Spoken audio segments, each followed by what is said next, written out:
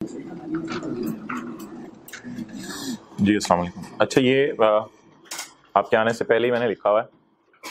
तो हमारा जो लॉ है उसमें ना दो चीज़ें हैं। एक है इनकम टैक्स ऑर्डिनेंस 2001। ये इनकम टैक्स ऑर्डिनेंस 2001 में आया था। अभी आपको नोट करने का टाइम दूंगा। और फिर हमारे लॉ में है, अभी तक देखें सिर्फ इनकम टैक्स रूल्स 2002। तो इनकम टैक्स ऑर्डिनेंस जो 2001 में आया था उसमें अगर किसी बंदे को कोई क्लैरिफिकेशन चाहिए, कोई पॉइंट्स समझ नहीं आ रहा था, तो उसके लिए हुकूमत ने बनाए थे रूल्स। लेकिन रूल्स 1 साल बाद बने थे, इनकम टैक्स रूल्स 2002। अच्छा, ऑर्डिनेंस में आगे दो चीज़ें हैं, सेक्शंस। जैसे कोई सेक्शन 67 हो मिसाल के तौर पे, या एक सेक्शन हमने पहले दिन पढ़ा था सेक्शन 74 टैक्स ईयर, और बल्कि ये जो अभी चैप्टर चल रहा है इसका सेक्शन नंबर शायद आपको याद हो, सेक्शन 15 है इनकम प्रॉपर्टी में। फिर 16 पढ़ा था नॉन एडजस्टेबल वाला। तो ये कौन से नंबर्स हैं? Section numbers. फिर इसी तरह इनकम टैक्स ऑर्डिनेंस में क्या है? शेड्यूल्स। उसमें फर्स्ट शेड्यूल आपने पढ़ा होगा, टैक्स रेट्स इसमें दिए हुए हैं। फर्स्ट शेड्यूल अगर आपने कभी नज़र मारी हो तो डब्बे के ऊपर लिखा होता है फर्स्ट शेड्यूल। इसी तरह सेकंड शेड्यूल भी है, थर्ड शेड्यूल भी है। तो ये शेड्यूल्स हम पढ़ेंगे। बहरहाल एक्सप्लेन करने के लिए रूल्स हैं। रूल में हमने रूल 14 पढ़ा था, रेजिडेंट इंडिविजुअल। ये आने और जाने का दिन पूरा काउंट किया जाएगा।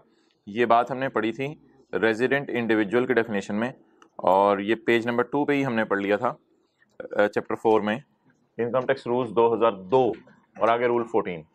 और ये जो ऊपर लिखा होता है ना, ये सेक्शन 82 है, सेक्शन 82 ये इनकम टैक्स ऑर्डिनेंस में है। तो दो चीज़ें हैं हमारे सिलेबस में, नंबर 1 इनकम टैक्स ऑर्डिनेंस 2001 में जो आया था, और दूसरी चीज़ है इनकम टैक्स रूल्स जो 2002 में आए थे। तो ऑर्डिनेंस के अंदर जो है वो ज़रा चीज़ों का जिक्र किया जाता है, फिर जो बात समझ ना आए उसे बताया जाता है इनकम टैक्स रूल्स के अंदर। ओके, किधर है गया? ओके, अच्छा, अगली बात ये कि ये जो अपोर्शनमेंट ऑफ डिडक्शंस है ये पेज 11 पे दी हुई है, ठीक है। तो इसमें सेक्शन 67 की हेडिंग क्या है? अपोर्शनमेंट ऑफ डिडक्शन या अपोर्शनमेंट ऑफ एक्सपेंडिचर। ये सेक्शन 67 है, यानी ये किसमें होगा? इनकम टैक्स ऑर्डिनेंस में। और अगले सफे पे दिया हुआ है रूल 13, तो ये कहां होगा? इनकम टैक्स रूल्स में। हेडिंग इधर भी यही है, अपोर्शनमेंट ऑफ एक्सपेंडिचर या अपोर्शनमेंट ऑफ डिडक्शन भी जिसे कह सकते हैं। तो अब कभी पेपर में अगर सवाल आए और कहे कि इनकम टैक्स ऑर्डिनेंस की रोशनी में जवाब दें, तो फिर इनकम टैक्स ऑर्डिनेंस की रोशनी में अगर हमें किसी चीज का जवाब देना पड़ेगा तो क्या लिख के आएंगे? सेक्शन 67 लिख के आएंगे या रूल 13 लिख के आएंगे? सेक्शन 67। तो एक है सेक्शन 67 जो मैंने आपको दिखाया, एक है रूल 13। तो सवाल आया पेपर में इनकम टैक्स ऑर्डिनेंस की रोशनी में लिखें तो फिर क्या लिख के आएंगे? सेक्शन 67। चलें जी, नोट कर लें जी। अब भाई ये जगह बना दें सेकंड लास्ट रो में, और भाई इस रो में भी जरा जगह बना दो मोहतरम। ये बॉक्स लीजिए।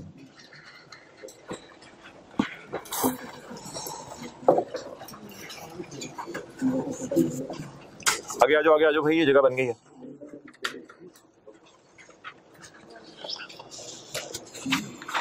बी कोई don't take more than 30 seconds बस इसके बाद।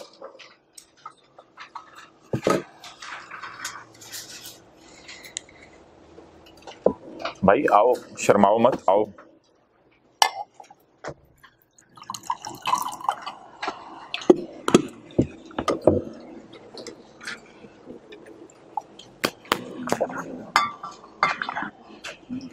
ये थर्ड लास्ट रो में जगह बनवा दो। यू भाई को बता दो थोड़ा सा उधर हो जाए।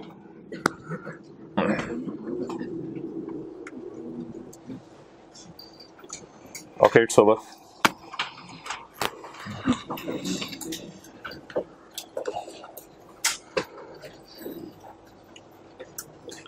अब अगर आप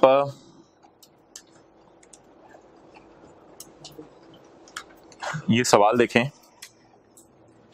मिसाल के तौर पे ये क्वेश्चन नंबर 4 है या क्वेश्चन नंबर 3 है, तो वो कहते हैं expenditure incurred by person apportion करना पड़ेगा, तो इनकम टैक्स ऑर्डिनेंस की रोशनी में बताएं। तो क्या लिख के आएंगे? सेक्शन 67। क्वेश्चन 5 के ए में भी इसी तरह है। ओके,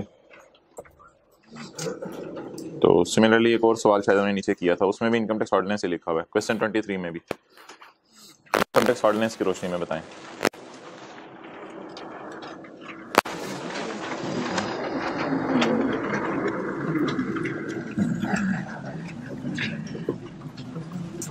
ओके, इनकम प्रॉपर्टी के चैप्टर में आ जाए। क्वेश्चन नंबर 6 पास पेपर का।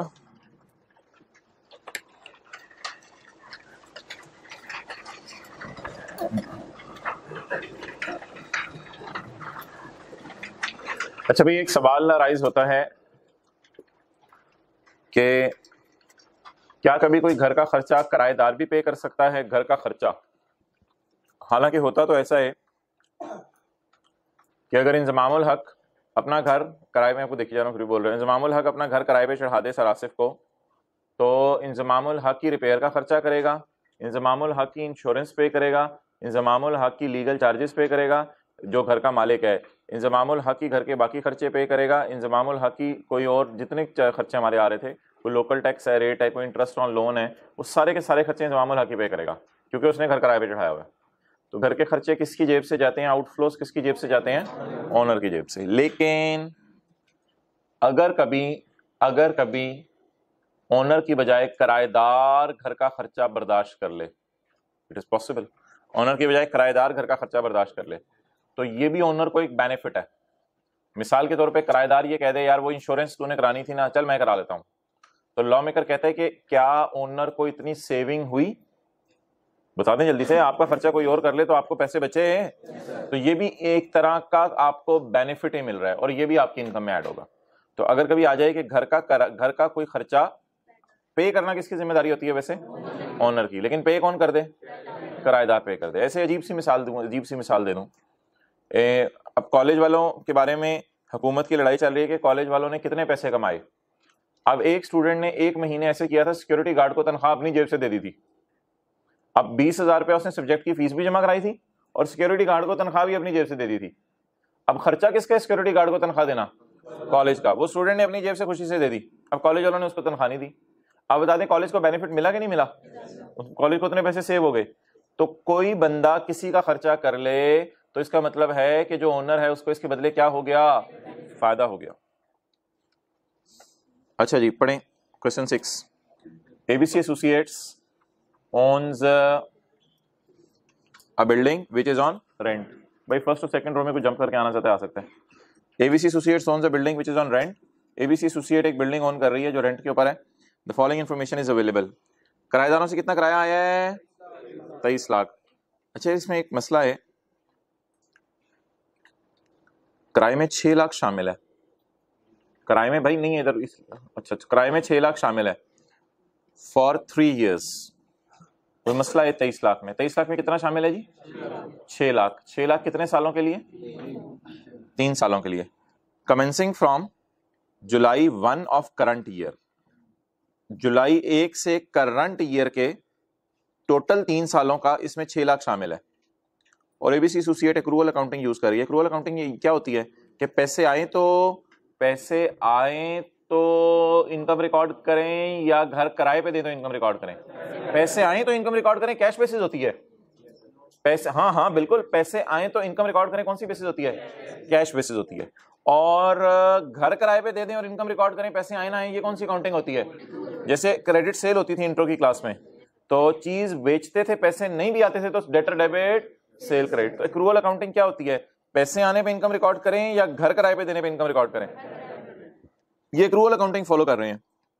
और उसका साल जुलाई को शुरू है, यकम जुलाई 7 को, और खत्म कब हुआ है? 30 जून 2008 को। तो यकम जुलाई 7 को इसका साल शुरू है और 30 जून 2008 को इसका साल खत्म हुआ है। ओके, अब आप जरा मुझे सोच के बता दें वो ये क्या कहना चाह रहे हैं। किराए में 6 लाख 3 सालों का पड़ा है। टोटल किराया कितने? 23 लाख में 6 लाख 3 सालों का पड़ा है। क्या करें, इसको पड़ा रहने दें या बाहर निकाल दें? ये 23 लाख में से 3 सालों का पूरा बाहर निकाल दें या थोड़ा सा बाहर निकालें? ये किराया ही है, ये किराया ही है। रेंट रिसीव्ड इंक्लूड 6 लाख, आगे नेचर नहीं बताई इसकी, तो ये किराया ही है। रेंट रिसीव्ड इंक्लूड रेंट, इसमें रेंट ही पड़ा हुआ 6 लाख रुपया, तो एडवांस टाइप रेंट है कोई शायद। हाँ, तो बता दें अब इसका क्या करें। ये 6 लाख किराए में पड़ा है, बता दें। नहीं, नॉन एडजस्टेबल तो नहीं है, कहीं लिखा है ये नॉन एडजस्टेबल है? ऐसी तो कोई बात नहीं है, ऐसी तो कोई बात नहीं है। हाँ बिल्कुल, एक्सेलेंट भाई कह रहे हैं इस 6 लाख में से 1 साल का तो किराया रिकॉर्ड करना बनता है, क्योंकि 6 लाख में 2 लाख हमारे साल का भी पड़ा है और इसमें बाकी 4 लाख अगले सालों का पड़ा है। इस पे कोई एतराज है किसी को बता दे, सवाल तो चीख चीख के पुकार रहा है। हमारे साल के भी इसमें कुछ पैसे पड़े हैं, लेकिन टोटल कितने सालों के पड़े हैं? तो बता दें इसमें फिर हमारे साल का कितना पड़ा होगा? 2 लाख, और अगले 2 सालों के, क्योंकि ये 6 लाख कितने सालों का किराया है, उसमें हमारे साल का कितना पड़ा है? तो बाकी अब मैं अगर 23 लाख को सेट करना चाहूं तो आपको जैसे पसंद आए वैसे आप पेपर में कर लीजिएगा, इसमें कोई हर्ज नहीं है। 23 लाख में 3 सालों का 6 लाख निकाल दो। ओए होए होए होए, नहीं नहीं नहीं, हमारे साल का 2 लाख तो डाल दो, हमारे साल का 2 लाख डाल दो। एक ये भी तरीका है कि 23 लाख में जो पड़ा है उससे निकालो, बाद में सोचो जो आपने निकाला है क्या वो निकालना बनता था? नहीं, उसमें 2 लाख तो हमारे साल का ही था। या फिर अगर ये पसंद नहीं आ रहा तो फिर आप 23 लाख में सोचें 6 लाख पड़ा है, उसमें 2 तो हमारे का ही है, तो निकाल कितना दो? 4 लाख रुपए निकाल दो। जाहिर बात है जितना सा घर किराए पर है उसी इनकम पे हम टैक्स देंगे, ना कि अगले सालों का जो 6 लाख का कुछ पोर्शन आया हुआ है। अगले सालों का 6 लाख का कितना आया हुआ है? 4 लाख। अब देखिए इंग्लिश पढ़ी कितनी आसान थी। रेंट में पड़ा है 6 लाख, कितने सालों का? उसमें हमारे साल का भी कुछ शामिल है, तो हमारे साल का कितना शामिल होगा? 2 लाख शामिल होगा। It's up to you. चलें जी करना शुरू करते हैं। Income from property, gross rent, बोलें जी। 23 लाख माइनस, मैंने सोल्यूशन शुरू कर दिया है, क्या आ गया? 19 लाख।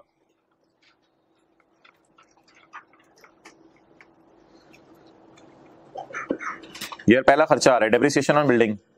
बिल्डिंग डेप्रिशिएट हो रही है under the 3rd schedule of law. हमारे लॉ का कोई शेड्यूल है उसके मुताबिक हमने डेप्रिसिएशन निकाली है। तो मोहतरम सेक्शन 15A जो था ना, एक बार याद रखिएगा, घर किराए पे देते हैं तो बिल्डिंग तो डेप्रिशिएट होती है, जारी बात है, बिल्डिंग अपनी वैल्यू लूज करती है। लेकिन एक बार याद रखिएगा जो सेक्शन 15A था ना, उसमें इंश्योरेंस भी था, रिपेयर भी था, उसमें ग्राउंड रेंट भी था और ये सारी चीजें थी, लेकिन उसमें डेप्रिसिएशन कहीं नहीं थी। तो वही खर्चे बस अलाउड हैं, तो डेप्रिसिएशन माइनस करने की इजाजत। और लोगों का ये कहना है ये जो रिपेयर अलाउंस है ना 1/5, ये असल में वो डेप्रिसिएशन की जगह ही लॉ मेकर ने माइनस करने दिया है, क्योंकि इतनी ज्यादा रिपेयर नहीं होती कि 10 लाख रुपया किराया आ रहा हो तो 2 लाख रिपेयर ही हो जाए, 1/5 हम लेते हैं। तो एक्चुअली शायद ये डेप्रिसिएशन की जगह उसने रिपेयर अलाउंस माइनस करने दिया है। लेकिन ये तो लोगों की लॉजिक है, लॉजिक को साइड पे छोड़ें। आप सिर्फ बता दें सेक्शन 15A में कहीं हमने पढ़ा था डेप्रिसिएशन माइनस करो? जहां इंश्योरेंस पढ़े थे, रेंट कलेक्शन चार्जेस पढ़े थे, वहां पढ़ा था डेप्रिसिएशन माइनस करो? इसको काटें, डेप्रिसिएशन नहीं माइनस करने की इजाजत। अगला पॉइंट जी, प्रॉपर्टी टैक्स, हाँ ये माइनस करेंगे, ये माइनस करेंगे। म्यूनिसिपल टैक्सेस, भाई ये म्यूनिसिपल लोकल गवर्नमेंट होती है, हाँ हाँ लोकल गवर्नमेंट को टैक्स आपने पे किया है, तो 2 टैक्स आज आ गए, और दोनों ये देखें टैक्स के लिए पॉइंट्स एक ही है।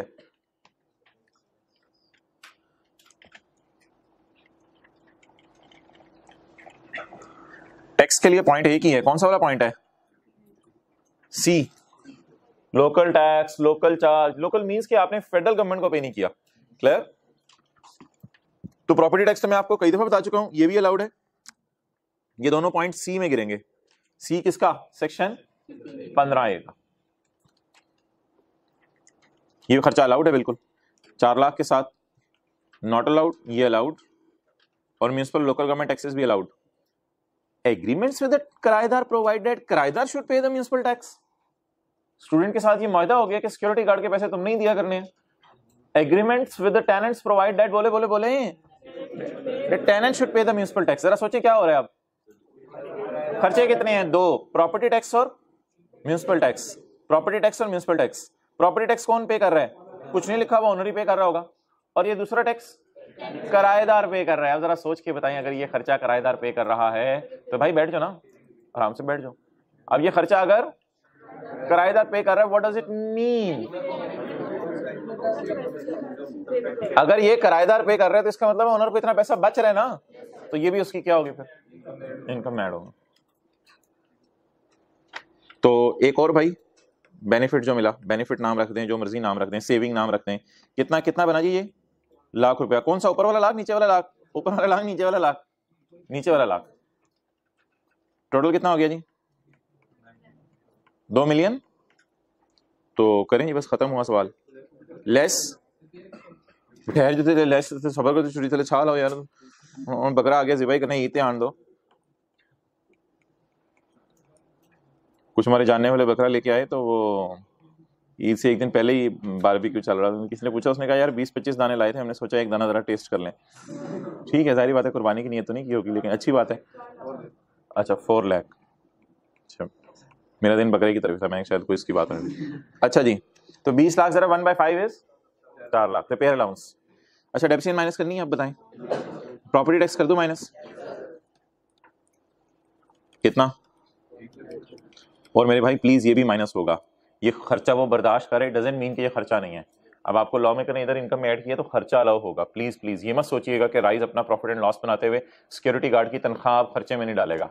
ये खर्चा आपका है, किसी और ने पे कर दिया है, लेकिन इनकम कमाने के लिए ये किया, तो ये मत सोचिएगा इस तरह, तो उसको ना बड़ा उल्टा नुकसान हो जाएगा अगर आपने इधर ऐड कर दिया और नीचे लेस ना किया।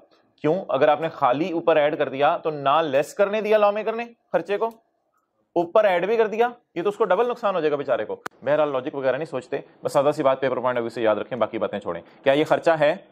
हाँ, कोई और पे कर दे, अच्छी बात है, हमने ऐड कर दिया, खर्चा है और मुझे माइनस करने दें। No more arguments and no more questions on this point, मैंने वजह बता दी है। तो पेपर पॉइंट ऑफ व्यू से बात याद रखें जी। क्या बात याद रखनी है? अगर हमारा खर्चा कोई और पे कर दे तो खर्चा है, खर्चा है, बस खर्चा है, लेकिन एक छोटा सा नया काम क्या करना है? हाँ, तो यहां पे मैंने न्यू लिख दिया, लेकिन प्लीज ओल्ड काम ना भूल जाइएगा, ये पहले भी करते थे, ये न्यू काम किया आज हमने, आज तक पहले कभी नहीं किया था। हाँ, ये भी 4 लाख नया काम है, लेकिन ये तो थोड़ा सा लॉजिकल सी चीज थी। जाहिर बात है, आप कॉलेज वालों को अगले साल की फीस दे दें, यार सीए फाइनल की फीस अभी पकड़ लो, मेरे पास तरफ पैसे आ गए, फीस अभी पकड़ लो, तो कॉलेज वाले इनकम में नहीं डालेंगे जब तक सर्विस ना दें आपको। चलें जी, ओवर कितना? 14 लाख।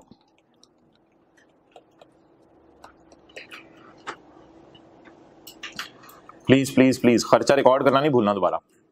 खर्चा है, लेकिन किसी और ने बर्दाश्त कर लिया, इसलिए क्या कर दें, इनकम में ऐड कर दें।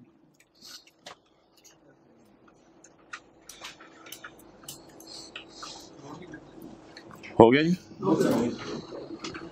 तो पीएचडी करनी हो गया, बस ये 2-3 लाइन सवाल में खत्म कर। अच्छा जी, अब टैक्स भी निकालना है? नहीं नहीं, कंप्यूटर इनकम ऑन प्रॉपर्टी। अच्छा यार, ये ना क्वेश्चन 7 अब आपका होमवर्क होगा। ये तो सुहेल वाला सवाल कल कर लिया, और बाकी वाला ये तो कल मैंने एक सफे पे अलग से बना के दिया था आपको, ऐसा ही है ना? हाँ, लेकिन ये आपका इम्तिहान है। अब देखते हैं, ये मैंने थोड़ा सा डिफरेंट सवाल करके दिया था, यहाँ थोड़ा डिफरेंट तरीके से लिखा हुआ है, वो 1-2 लाइनें आपको इसमें नहीं मिलेंगी। तो ये कौन सा वर्क है? होमवर्क। वर्क कहते हैं, वर्क कहते हैं, वर्क। ओके, आ जाए जितने थी, सेक्शन 66 पे थे ना हम, सेक्शन 66। अच्छा जी, यहाँ एग्जाम्पल 2A मैं लिखवाना भूल गया था, एग्जाम्पल 2A की थी ना इसकी, तो यहाँ पे लफ्ज डाल लें एग्जाम्पल 2A नोट में ना, NOT में, नोट में।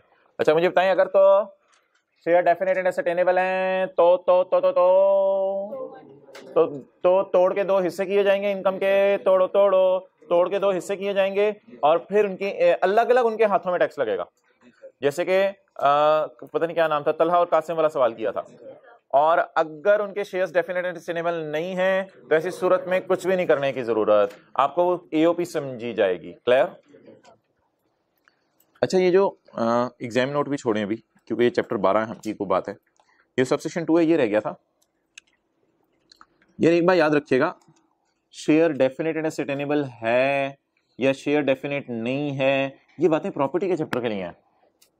बिजनेस के चैप्टर के लिए सीधा सीधा रूल है, ये AOPs है। क्या मतलब? 2-3 लोग मिलके दुकान खरीदें, बोतलें बिस्किट रखें, बेचना शुरू कर दें, उन पे नहीं लगेगा कि वो AOP नहीं है, बल्कि वो तो हमेशा ही क्या समझी जाएंगी। ये जो रिलैक्सेशन है, ये लॉ मेकर ने किस लिए दी? ये रिलैक्सेशन सिर्फ प्रॉपर्टी के केस में दी आपको, कि 2 लोग मिलके क्या कमा रहे हैं, घर किराए पे दे रहे हैं, तो जो किराया आ रहा है, रिलैक्स करो, तोड़ के 2 हिस्से करो, अलग अलग टेबल लगा लो, इसमें रेट कम हो जाता है अक्सर। लेकिन अगर 2 बंदे मिलके बिजनेस कर रहे हैं और बोतलें बिस्किट बेच रहे हैं, तो क्या उनकी इनकम के तोड़ के 2 हिस्से करेंगे या उनको AOP ही समझा जाएगा?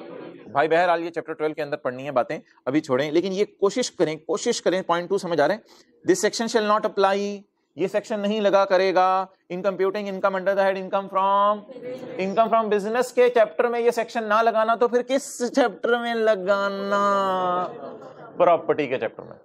ठीक है, तो यहां पे स्टार डाल के, पॉइंट 2 पे स्टार डाल के, अगर आप यहां लिखना चाहें सफे के टॉप पे, अगर 2 लोग इकट्ठे होकर दुकान खोल लें, दुकान, घर किराए पे नहीं दे रहा मैं बोल रहा हूं। अगर दो लोग इकट्ठे होके दुकान खोल लें, दुकान खोलने के बाद ब्रैकेट में लिखेंगे इनकम फ्रॉम बिजनेस। अगर दो लोग इकट्ठे होकर दुकान खोल लें तो उनको एओपी समझा जाएगा, फिर तोड़ो तोड़ो नहीं होगा। अगर दो लोग मिलकर दुकान खोल लें, किराए पे नहीं देंगे, दुकान खोलेंगे,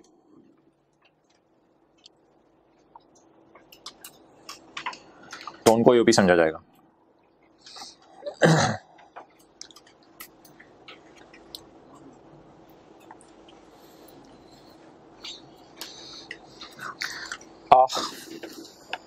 ये चैप्टर भी साथ साथ याद करने का सोचा था।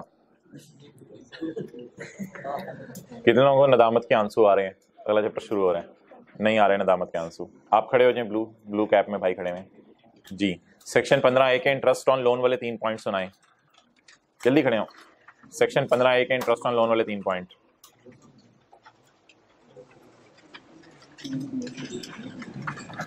नेक्स्ट भाई खड़े हो जाए। आपने भी कहा था मुझे नदामत के आंसू नहीं आ रहे। बैड डेट माइनस करने की 3 शराइत।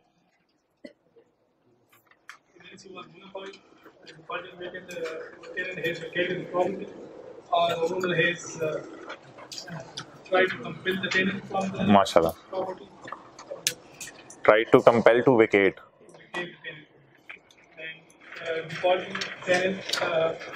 And defaulting tenant.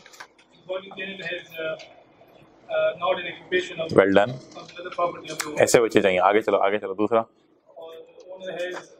इनिशिएटेड, हाँ, लीगल प्रोसीडिंग अगेंस्ट टेनेंट, और ही कंसिडर्स, निकालने का कोई फायदा नहीं। हाँ, एक्सेलेंट। आगे पढ़ने वाले बच्चे आप बैठ जाओ, अभी बैठ जाओ। ओके जी, जरा साथ वाले को चेक करें, हिला लू के। ये भी पढ़ता है, हिलाएं जरा, क्या निकला है?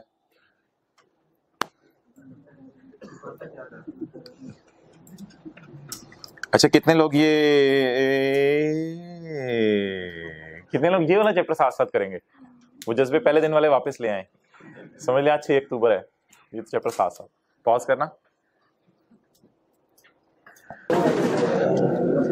जी भाई। इनकम फ्रॉम प्रॉपर्टी में पास पेपर देखें।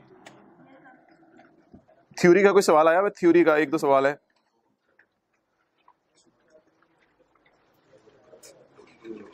Question 3, discuss the provision income tax ordinance regarding, ये तो पूरा सेक्शन 16 लिख के आएंगे। नॉन एडजस्टेबल एडवांस की प्रोविजंस बतानी है, सारी प्रोविजंस। 10 साल में बांटे मुंटेंगे वो सारी, और आगे वाली बातें भी सारी।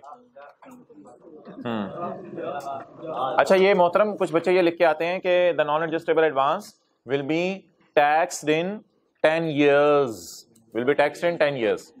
अब जब ये लिख के आते हैं तो लॉ मेकर कहते हैं इसमें 3-4 मसले हैं। एक मसला इसमें यह है कि non adjustable advance will be taxed in 10 years वालों ने पहली गलती ये की है, इन्होंने ये नहीं बताया कि किस साल से ऐड करना शुरू करें। तो इसलिए उनको बताना चाहिए था 10 years की बजाय इन, खामोश एक मिनट थोड़ा सा, इन the year in which it was received and the following 9 years। उनको ये बताना चाहिए था किस साल से इनकम में डालना शुरू करें। भाई अगर आप ये लिख के आ जाएंगे it is taxed in 10 years, तो ये नहीं पता चलेगा कब से डालना शुरू करें। और जो लोग पेपर में ये लिख के आ जाएं it will be taxed in 10 years, उन्होंने दूसरी गलती ये की कि बराबर नहीं बताया हर साल में डालना है। तो आप कहेंगे ये तो ऑब्वियस सी बात है, तो पूरा पेपर ही ऑब्वियस है, छोड़ दें फिर। तो वो इन इक्वल प्रोपोर्शन का लफ्ज भी आपने लिख के आना है। और जो लोग ये लिख के आते हैं कि the non adjustable advance will be taxed in 10 years, इस पे एग्जामिनर इसलिए भी नंबर काट लेता है कि वो कहते हैं under the head income from property, इसने नहीं बताया। सर इतना तो उसको पता ही होगा, उसको तो सारा ही पता होता है। तो under the head income from property, तो आप देख लें, सादा सी बात है। पेपर दे के बाहर निकला बंदा, यार लुट मच गई, मैं लिख आया हूँ 10 सालों में टैक्स लगेगा। मैं लिख तो आया हूँ 10 सालों में टैक्स लगेगा, लेकिन 6 महीने है पीछे। अच्छा, तो इसलिए मोहतरम आपने ये भी बताना है कब से लगना शुरू करेगा, ये भी बताना इक्वल प्रोपोर्शन में लगेगा, ये भी बताना है under the head income from property. अब इस तरह कितने लोग ये वाला चैप्टर याद करेंगे, अगला जो शुरू होने लगा है, साथ साथ याद करेंगे? Okay, define the term rent. Rent में वो 2 चीजें थी, फोरफिटेड डिपॉजिट था और वो इनकम फ्रॉम कैपिटल गेन।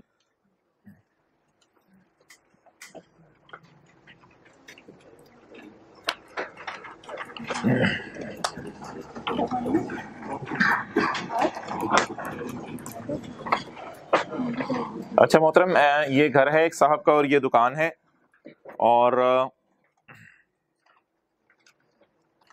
अब कैपिटल गेन के चैप्टर में सबसे पहला सवाल ये आएगा कि कौन सी चीजें कैपिटल एसेट हैं और कौन सी चीजें कैपिटल एसेट नहीं है।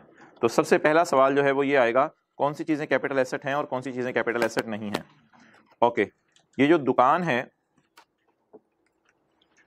घर है, दुकान है, और ये ओनर है कासिम, और दुकान और घर एकदम करीब आते जा रहे हैं। अच्छा, तो दुकान के ऊपर बिस्किट पड़े हुए हैं, दुकान के ऊपर बिस्किट पड़े हुए हैं, किराना स्टोर जिसे आप कहते हैं, और दुकान की छत पे पंखा लगा हुआ है। अब मोहतरम मुझे ये बताएं, जो दुकान के ऊपर बिस्किट पड़े हुए हैं ये क्या है? स्टॉक या इन्वेंट्री। इसे बेचते हैं, इसे बेचते हैं। लेकिन अगर कोई ग्राहक दुकान पे आए और आके कहे यार बिस्किट तो बड़े मजे के तूने रखे हुए हैं, ये पंखा भी मुझे दे दे, तो ये पंखा बेचने के लिए है, ये इलेक्ट्रॉनिक्स की दुकान है या जनरल स्टोर है? तो इसलिए ये आपके जो एसेट्स हैं इनको कहा जाता है आमतौर पे फिक्स्ड एसेट। और जिन हजरात ने इंट्रो नहीं पढ़ी हुई उनके लिए बात करने लगा हूं, ये फिर अगर पंखा 10 साल के लिए खरीदे ना तो हर साल वैल्यू लूज करता है, तो इनको किया जाता है डेप्रीशिएट। इनको बेचा नहीं जाता बल्कि थोड़ा थोड़ा इस्तेमाल करके इनको किया जाता है डेप्रीशिएट। तो दुकान के ऊपर दो किस्म की चीजें पड़ी होती हैं, एक दुकान पे वो चीजें पड़ी होती हैं जो बेचने के लिए हैं, एक दुकान पे वो चीजें पड़ी होती हैं जो दुकानदार इस्तेमाल कर रहा होता है। जैसे आप मिसाल के तौर पे कपड़ों की दुकान पे जाएं तो वहां कपड़े क्या होंगे?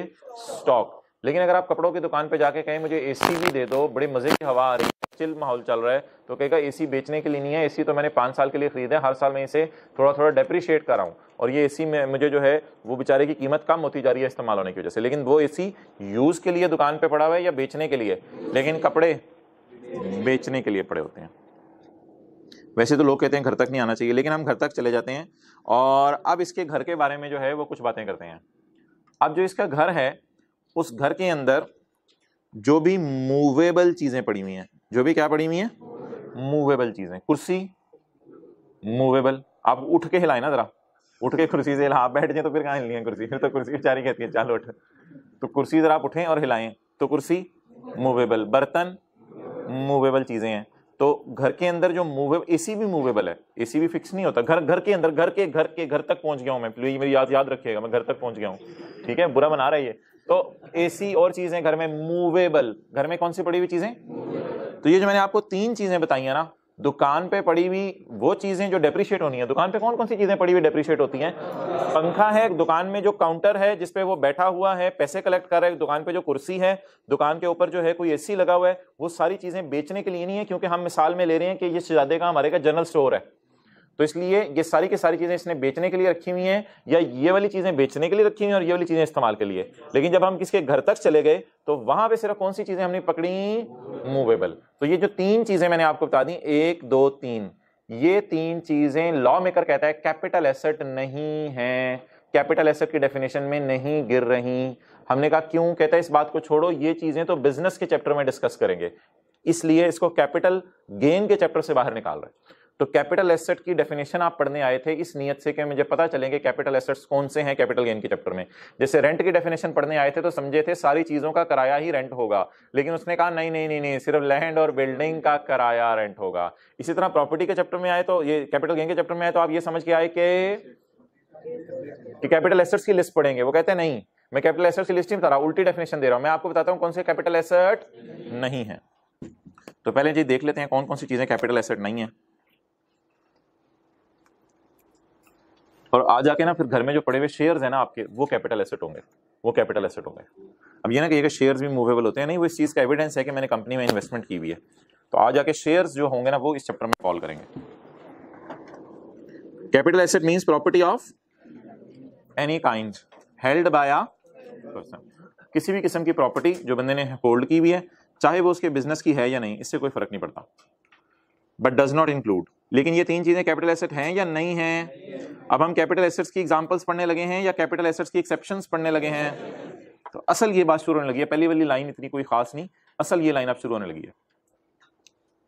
स्टॉक, वो जो दुकान पे पड़े हुए बिस्किट थे, ये कैपिटल एसेट नहीं है। कंज्यूमेबल स्टोर्स होते हैं, दुकान पे पड़ी हुई कोई रुई है, कोई कपड़ा वगैरह है, कोई चीजें साफ करने के लिए, या कोई कॉटन है, जैसे अक्सर उसकी क्लिनिक के ऊपर, डॉक्टर की क्लिनिक पे कॉटन पड़ी होती है। अब वो कॉटन उसने बेचने के लिए नहीं रखी होती है, वो मरीजों के कान में डालने के लिए रखी होती है, वो कंज्यूम हो जाती है, इस्तेमाल हो जाती है। ऑपरेशन के दौरान कोई चीज़ करनी हो, कुछ करना हो, वो इस्तेमाल हो जाती है, ज़ाया हो जाती है। या किसी दुकान के ऊपर चले जाएं, कोई दरवाज़ों के लिए उन्होंने ऑयल रखा हुआ है, ऐसी दरवाज़ों से आवाज़ आती है ची चाँ, तो ऑयल डाल देते हैं, तो ये ऑयल अब कंज्यूम हो जाता है, बिकता भी नहीं है और इस्तेमाल भी हो जाता है। तो कंज्यूमेबल इस तरह की चीज़ें होती हैं, कॉटन ऑयल वगैरह जो घरों के अंदर भी पड़ी होती हैं चीज़ें, इस्तेमाल हो जाती हैं, बिकती नहीं है, कंज्यूमेबल चीज़ें। और रॉ मटेरियल तो फिर फैक्ट्रीज में होगा ना। तो अगर किसी कोई बंदा है, होंडा कार्स वाले गाड़ियां बना रहे हैं, तो गाड़ियां जब बना रहे हैं तो गाड़ियों के अंदर जो रॉ मटेरियल है, टायर वगैरह, तो वो रॉ मटेरियल जितना है, देखें दुकानदार के पास जो है ना तैयार माल पड़ा होता है, बिस्किट तैयार होते हैं, बस बेचने होते हैं। लेकिन होंडा कार्स के पास तैयार गाड़ियां नहीं होती, वो जो है वो मटेरियल इकट्ठा करते हैं और खुद गाड़ी बनाते हैं। तो जो ऐसे बिजनेसमैन है बड़े बड़े, जिनके पास रॉ मटेरियल पड़ा हुआ है, तो वो भी उनके लिए बिजनेस का एसेट है, ना कि कैपिटल एसेट। तो बिजनेस में पड़ा हुआ रॉ मटेरियल, बिजनेस के लिए पड़ी हुई कॉटन या ऑयल, और बिजनेस के लिए बेचने वाला पड़ा हुआ स्टॉक। तो स्टॉक इन ट्रेड को अंडरलाइन करके bottles biscuits in general store, stock in trade को अंडरलाइन करके bottles biscuits in general store, general store के अंदर देख लिया मोबाइल, जबरदस्त, bottles biscuits in general store. ये क्या है जी? कैपिटल एसेट नहीं है। रॉ मटेरियल को अंडरलाइन करके tyres for Honda cars, Honda car के लिए टायर क्या है? रॉ मटेरियल है या फिनिश गुड्स हैं? फिनिश गुड तो गाड़ी है शायद उनकी, फिनिश गुड, टायर तो रॉ मटेरियल है। और कंज्यूमेबल स्टोर्स को अंडरलाइन करके cotton in doctor clinic, doctor की क्लिनिक में जो कॉटन पड़ी हुई है वो कंज्यूम हो जानी है, इस्तेमाल हो जानी है। ये तीनों चीजें किस मकसद के लिए रखी हुई है हमने? For the purpose of business, that's why they are not capital asset.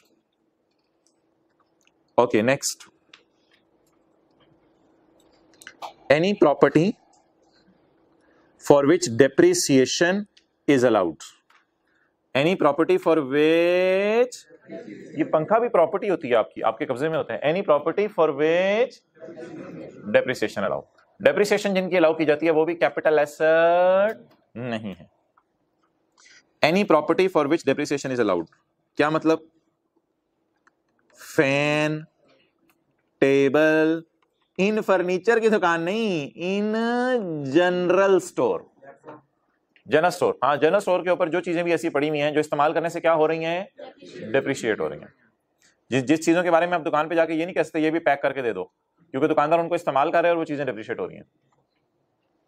Any property for which a depreciation is allowed under the head income from, हाँ बिजनेस के चैप्टर में इनको डेप्रिशिएट करें, आप शौक से करें, लेकिन कम से कम ये चैप्टर इन पे नहीं लगता। क्लियर? और अमोर्टाइज, अमोर्टाइज वो सॉफ्टवेयर जो होते हैं, सॉफ्टवेयर इंटेंजिबल जैसे होते हैं, सॉफ्टवेयर अमोर्टाइज होता है, वही general store, software on general store. General store पे सॉफ्टवेयर बिक नहीं रहा होता, जनरल स्टोर पे सॉफ्टवेयर बेचने के लिए नहीं रखा होता। जनरल स्टोर पे जो किराना की दुकान जिसे आप कहते हैं, दालें जहां मिल रही होती हैं, तो वहां सॉफ्टवेयर अगर इन्होंने रखा होगा तो कंप्यूटर के अंदर डाला होगा ताकि कोई रिकॉर्ड वगैरह रख सकें किस किस को आधार पे चीजें बेच रहे हैं। अब तो बल्कि दुकानों पे आपने अक्सर देखा होगा, जब आप जाते हैं खासतौर में मेडिसिन की दुकानों पे, तो वो पहले पर्ची बनाते हैं, कंप्यूटर के ऊपर पर्ची बनाते हैं ताकि उनको पता चले हमारा स्टॉक कितना पड़ा हुआ है और कौन कौन सी दवाइयां रह गई हैं, ताकि उन्होंने नई ऑर्डर करनी हो तो बता सकें। तो वो दुकानों के ऊपर जो कंप्यूटर पड़े हैं उनमें सॉफ्टवेयर ही तो हैं।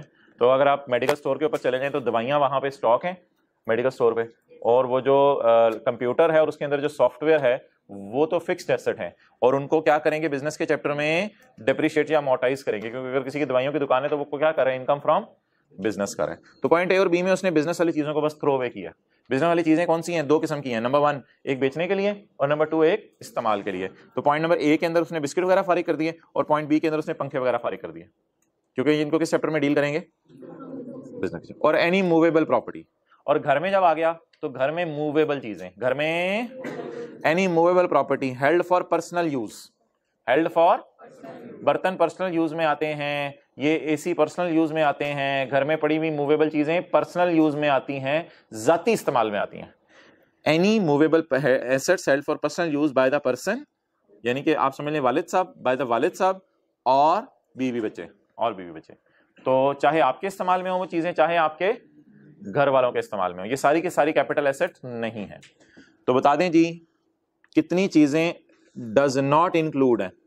स्टॉक, ऐसी चीजें जो बिजनेस में हैं और डेप्रिशिएट होनी है, और मूवेबल चीजें जो जाती इस्तेमाल के लिए पड़ी हुई हैं। जाती इस्तेमाल वाली मूवेबल चीजें लोगों ने कहां रखी होती हैं? घर में रखी होती हैं। ये सारी चीजें कैपिटल एसेट नहीं है। आज आप घर में जाएंगे और घर में जाके आज जो है वो आप बर्तनों को अपनी जगह से हिलाएंगे बार बार, अम्मी बेटा क्या हो गया? अम्मी मैं चेक कर रहा हूँ, मूवेबल है? हाँ बेटा मूवेबल है। अम्मी फिर ये कैपिटल एसेट नहीं है। फिर आप जाएंगे, फिर आप जाके क्लॉक को हिलाएंगे, अम्मी ये भी हिल रहा है, तो बेटा ये, अम्मी ये भी मूवेबल है, तो बेटा फिर, तो अम्मी ये भी कैपिटल एसेट नहीं है। तो आपने सारे एसेट्स जो मूव कर रहे हो ना उन पे जाके लिख देना है not a capital asset, not a capital asset, घर में not a capital asset. Okay. लेकिन यार घर में पड़ी हुई जो 6-7 चीजें हैं ना ये मूव करती हैं, लेकिन लॉ मेकर इनको जबरदस्ती कैपिटल एसेट कह रहा है। होगी बात? चलो अब इधर देखो, ये जो घर में पड़ी हुई 6-7 चीजें हैं ना ये मूव करती हैं, लेकिन लॉ मेकर इनको जबरदस्ती कैपिटल एसेट कह रहा है। However following assets held for जाती इस्तेमाल बाय द बंदा और हिज बीवी बच्चे shall be जबरदस्ती कंसिडर्ड एज कैपिटल एसेट, क्योंकि ये मूवेबल है, फिर भी इनको क्या करार दे रहा है? Capital asset. अब घर में पड़ी हुई कौन कौन सी चीजें कैपिटल एसेट हैं जी? पेंटिंग, मुजस्मा, ड्राइंग और अदर वर्क ऑफ आर्ट। घर में पड़ा हुआ जेवर, चांदी, सोना, सारी चीजें कैपिटल एसेट। गोल्ड हो, सिल्वर हो। रेयर मैन्यूस्क्रिप्ट, बहुत पुरानी तहरीर लिखी हुई है, फोलियो और बुक का भी यही मतलब है, रेयर होनी चाहिए, rare book, rare manuscript, rare folio. Folio का मतलब डिक्शनरी में देख लीजिएगा, वैसे कोई देखने की जरूरत नहीं। रेयर मैन्यूस्क्रिप्ट, बहुत पुराना कोई मुसव्विदा, बहुत पुरानी तहरीर किसी के जमाने की, कोई 100 साल पुरानी, तो ये चीजें भी आपकी नजर में, तो आपकी नजर में मूवेबल है किताबें वगैरह, लेकिन ये कैपिटल एसेट हैं। बहुत पुरानी कुछ स्टैम्प्स आपके पास पड़ी हुई हैं, कोई फर्स्ट डे कवर भी स्टैम्प्स का ही नाम होता है, और कॉइन कोई पड़ा हुआ ऐसा जबरदस्त किस्म का, मेडोलियन, मेडल टाइप पड़े हुए हैं, और आपके साथ वाला नहीं सॉरी आर एन एंटीक या कोई एंटीक है, तो ये सारी चीजें। अच्छा वी आर वेरी लकी, मैं आपको मजे की बात हूँ, व्हाट्सएप ग्रुप में तो वैसे ही इजाजत नहीं होगी इन सारी चीजों में से किसी का मतलब पूछने की, आप लोगों को भी सारी चीजों में से किसी का मतलब पूछने की इजाजत नहीं है, बस इनके नाम याद करना हमारे सिलेबस में है। तो मैंने आपको आधा मिनट दे रहा हूँ, इनके नाम याद करके साथ वाले को सुना दें, जल्दी कर लें, बस इनके नाम याद करने हैं।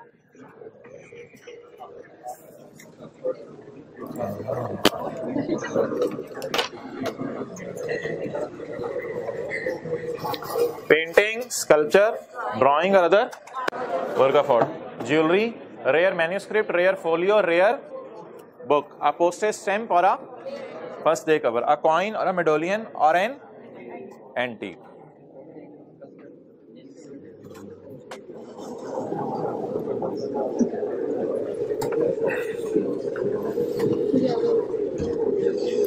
ओके, कितनी चीजें बाहर निकल गई कैपिटल एसेट डेफिनेशन में? भाई मैं अगेन आपको बता रहा हूँ, ये आने वाले चैप्टर बिजनेस सैलरी, इन्होंने टाइम नहीं देना आपको रिवीजन का, ये साथ साथ ही आप करते हैं, ये चैप्टर चल रहे हैं, और साथ साथ एक सफा नहीं करेंगे, आने वाले दिनों में मसले नहीं मसाइल पड़ जाएंगे। ओके, दुकान में पड़ा हुआ स्टॉक कैपिटल एसेट नहीं है, दुकान में पड़ी हुई वो चीजें जो इस्तेमाल करनी है कैपिटल एसेट नहीं है, और घर में पड़ी हुई मूवेबल चीजें कैपिटल एसेट नहीं है, लेकिन घर में पड़ी हुई 6-7 चीजें ऐसी हैं जो जबरदस्ती कैपिटल एसेट हैं। अच्छा, अब एक जहनों में सवाल आ रहा होगा कि अच्छा घर में पड़ी हुई मूवेबल चीजों में से कुछ मूवेबल कैपिटल एसेट नहीं है, बल्कि ज्यादा मूवेबल कैपिटल एसेट नहीं है, और जो चंद गिनी चुनी 6-7 चीजें हैं वो कैपिटल एसेट हैं। तो घर की इमूवेबल चीजें का क्या करना है, जैसे लैंड, बिल्डिंग, उसके लिए थोड़ा सब्र कर जाएं, वो इंशाल्लाह आगे तफसील आ रही है। तो अगर ये जहन में सवाल आ रहा हो तो ये भी आपको पूछने की जरूरत नहीं है कि घर की लैंड बिल्डिंग का क्या करना है, क्योंकि घर की लैंड बिल्डिंग तो इमूवेबल है। तो अगला सफा आ रहा है इंशाल्लाह, उसकी बात करेंगे। लैंड नहीं मूव हो सकती, 2-4 बंदे भी ले आए, मुश्किल है मूव करना। बिल्डिंग आजकल तो बिल्डिंग भी नहीं मूव होती, पता नहीं अगले जमाने का नहीं पता। ओके,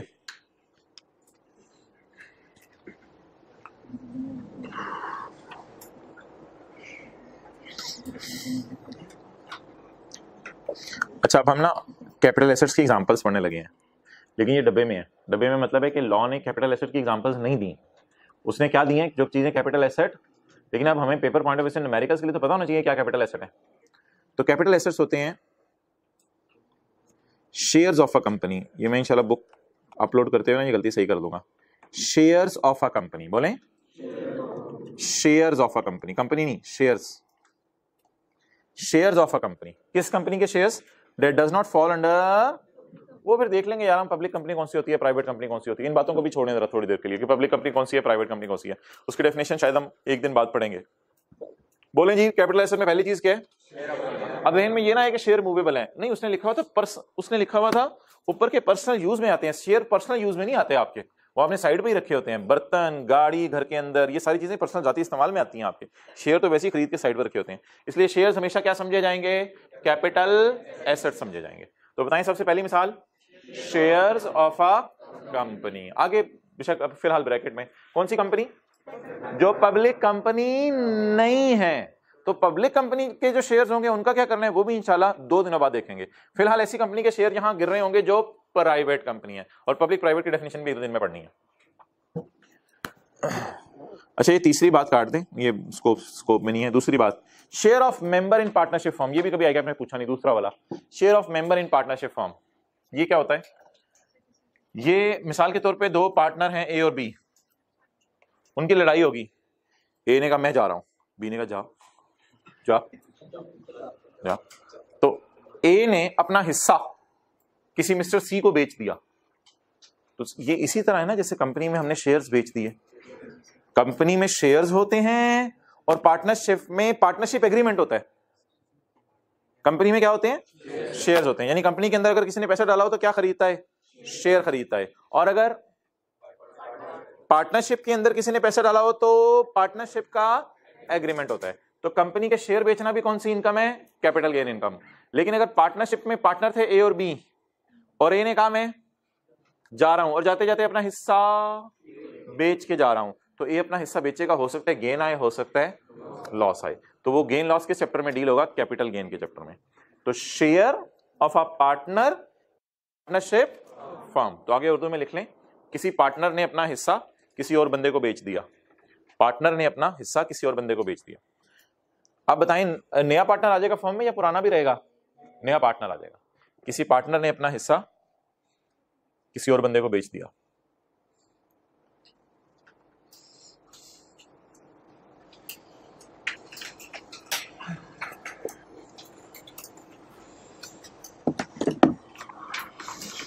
ओके,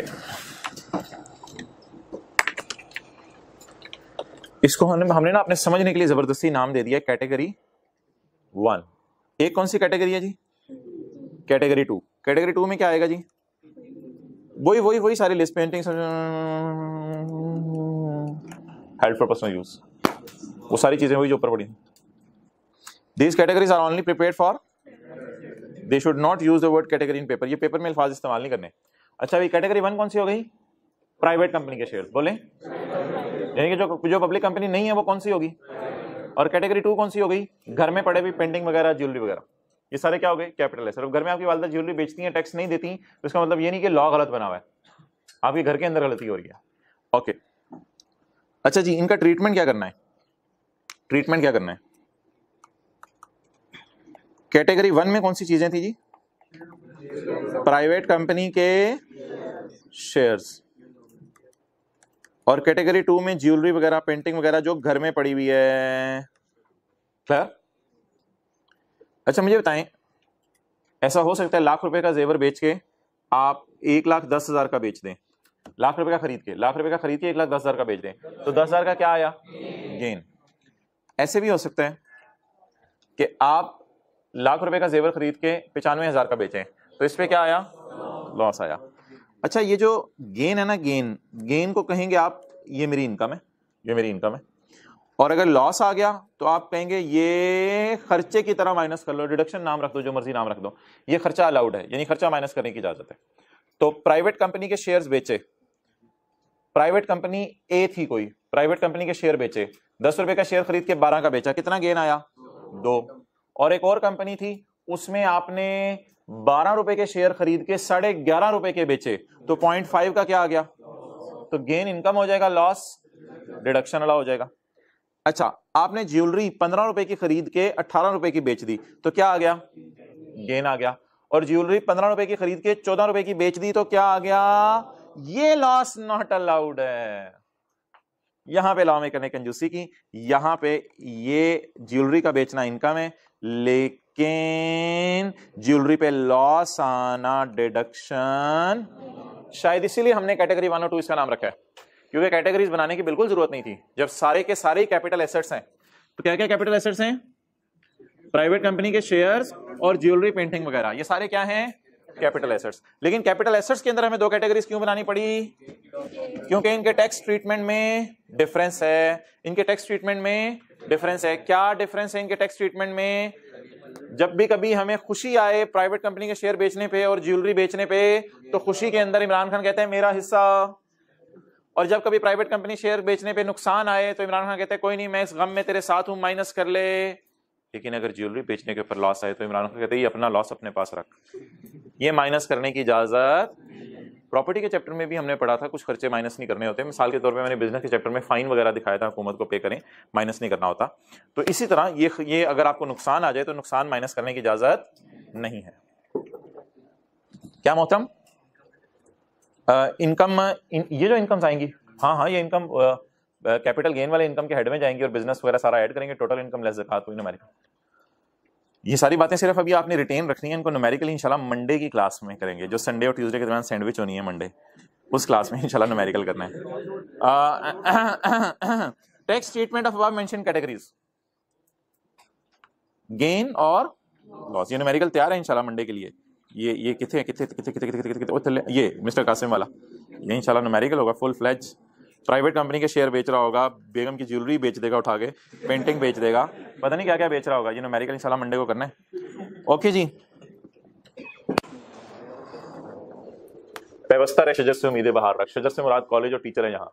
अच्छा जी, कैटेगरी वन क्या थी? प्राइवेट कंपनी के शेयर्स। नहीं यकीन आ रहा तो ये देख लें, ऊपर यहाँ लिखा। कैटेगरी वन पे गेन क्या होगा, और कैटेगरी वन पे लॉस खर्चे के तौर पे माइनस करने की इजाजत है। कैटेगरी टू पे गेन इनकम और लॉस खर्चे के तौर पे माइनस करने की इजाजत नहीं है। तीसरी चीज छोड़ें, ये कौन सा सितारा है? काला सितारा, बोले काला सितारा। काला सितारा क्या कह रहे हैं? काला सितारा कितनी जगह लगा हुआ है? 4 जगह लगा हुआ है, 2 जगह लगा हुआ है, 2 जगह लगा हुआ है। एक छोटी सी रिलैक्सेशन है जो किसके केस में है? सिर्फ गेन के केस में।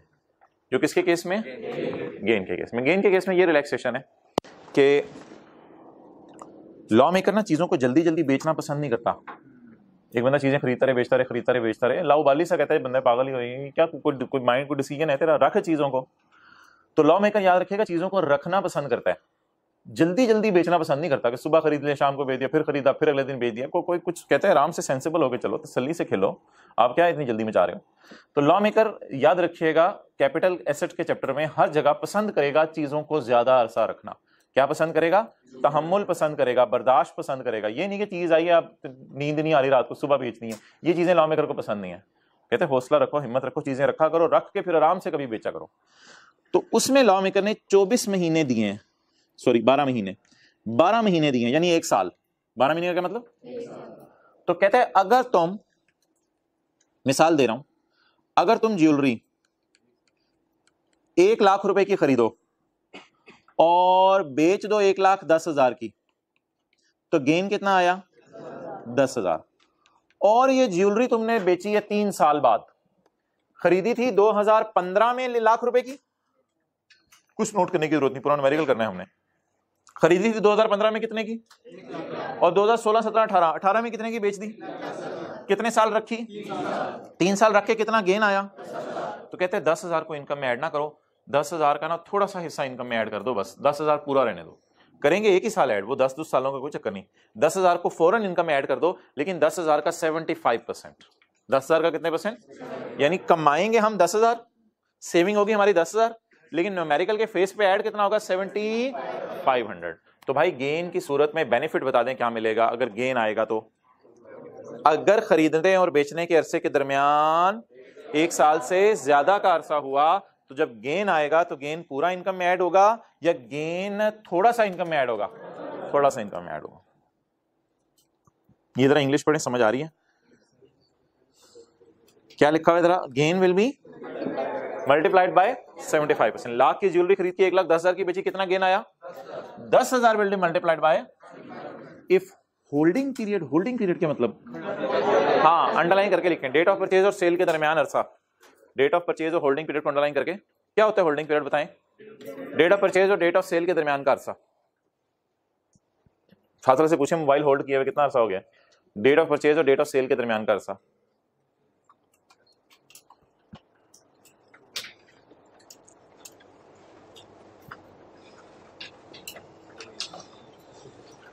भाई मोबाइल आप बेचते हैं, मोबाइल के बेचने पे अगर प्रॉफिट आ जाता है तो आपका कारोबार नहीं है मोबाइल बेचना। तो मोबाइल के बेचने पे प्रॉफिट आता है, आप इसलिए टैक्स नहीं देते क्योंकि मोबाइल मूवेबल है। मोबाइल क्या है? और इस लिस्ट में कहीं है नहीं, इस लिस्ट में कहीं है नहीं। तो मोबाइल पेंटिंग है, तो मोबाइल इस लिस्ट में कहीं नहीं है।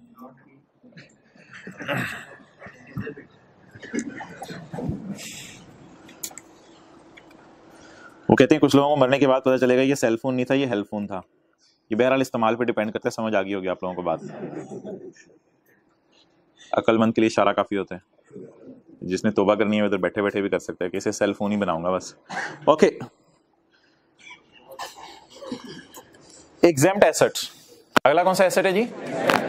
Exempt asset.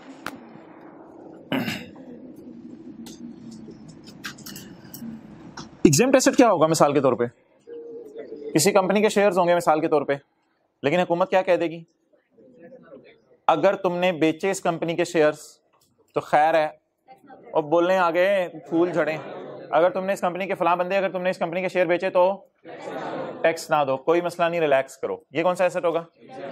Exempt asset. अगर आपने बेचा तो गेन आपकी इनकम, जब गेन इनकम नहीं है तो अगर नुकसान आ गया तो नुकसान भी माइनस करने की इजाजत नहीं है। तो ये ना छोटे छोटे अल्फाज हैं, फिलहाल अभी याद करने हैं, न्यूमेरिकल करेंगे तो बड़ा इजीली आपको समझ आ जाएंगे। तो सिर्फ कौन सा वाला लॉस माइनस हो सकता है? कैटेगरी 1 वाला, कैटेगरी 1 वाला। एग्जेम्प्ट एसेट्स कौन से एसेट्स हैं वो इंशाल्लाह पढ़ेंगे यार।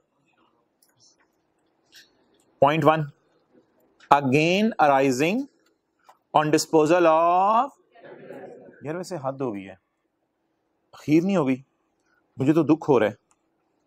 सेक्शन 66 में सिर्फ 5 लाइनें कल आपको याद करने के लिए मिली, और आज भी आपको सिर्फ 4-5 लाइनें ये हैं और 2-3 लाइनें ये हैं। सोच है ना? अच्छा पीछे रिवाइज कर रहे हैं साथ साथ, यार अखीर हो गई है। न्यूमेरिकल भी करने होते हैं प्रॉपर्टी के। तलहा कासिम वाला कल घर जाके दोबारा भी किया था हाथ से। नहीं, न्यूमेरिकल अगर आप छोटे छोटे नहीं करेंगे ना तो सारे हेड्स के जब मिक्स होकर न्यूमेरिकल आता है पेपर में तो वो फिर आपसे हैंडल नहीं होगा। ये न्यूमेरिकल तलहा कासिम जितने भी हैं साथ साथ करते रहें। Again rising on the disposal of a capital asset, आपसे बात हो गई थी ना, 3-3 घंटे आपको हर सब्जेक्ट के लिए मिल जाएंगे, घर में होते हैं। कितने लोगों ने बात सुनने के बाद 3 घंटे निकालने शुरू कर दिए हैं? कितने लोग आज सोचेंगे जाके कि मेरे 3 घंटे कहाँ जाते हैं इस सब्जेक्ट के? पूरे दिन के 3 घंटे नहीं, इस सब्जेक्ट के 3 घंटे। Again rising on the disposal of capital asset, सोच के सोचेंगे अच्छा इधर गए कल से इंशाल्लाह ना। Again rising on the disposal of capital asset shall be chargeable under the head capital gain. Capital asset के बेचने पे गेन कैपिटल गेन के चैप्टर में जाएगा। और कैपिटल एसेट कौन से हैं? वो जो ऊपर वाली लिस्ट हमने पढ़ी थी वो तो एक्सक्लूजन की थी। कैपिटल एसेट कौन से हैं? प्राइवेट कंपनी वाले या ज्वेलरी वगैरह। तो इनके बेचने पे जो गेन आएगा किस चैप्टर में जाएगा? आखिरी बात और क्लास खत्म। अराइजिंग लफ्ज लिखा हुआ है, गेन के साथ लफ्ज क्या लिखा हुआ है? अराइजिंग। अराइजिंग का क्या मतलब है? सीधी सी बात, आपने 16 में बेचे, पैसे आए 17 में। आपने ज्वेलरी बेची 30 जून 16 को, ज्वेलरी बेची 30 जून 16 को, अगले बंदे ने कहा यार पैसे ना 2 जुलाई को ले जाना। तो गेन अराइज कब हुआ? 16 में या अगले साल 17 में? अराइज। और रिसीव कब हुआ? अगले साल। तो सवाल क्या है, गेन कब टैक्स लगेगा? बेचने पे या पैसे आने पे? बेचने पे, पैसे आने पे नहीं, पैसे आने पे नहीं। प्रॉपर्टी के चैप्टर में भी यही मैंने कहा था, घर का किराया आएगा तो इनकम में डालेंगे या किराया कमाएंगे तो इनकम में डालेंगे। मिसाल के तौर पे again is taxable in the year in which it is earned, arise या earned, and not the year in which it is. क्या मतलब है? ये बात भूल जानी है, इसलिए आगे पढ़ लें क्या मतलब है। It means if we sell the shares in, बेच 16 में दिए एंड रिसीव कैश इन, बताएं जी किस साल इनकम में जाएंगे? सर ये नजर आ रहा है, किस साल इनकम में जाएंगे? 16 में इनकम में जाएंगे। बेचने वाले साल या जिस साल पैसे आए? बेचने वाले साल। ठीक है जी, सलाम। ये रिवाइज कर लें पिछले चैप्टर को, संडे अगर आ गया बीच में तो।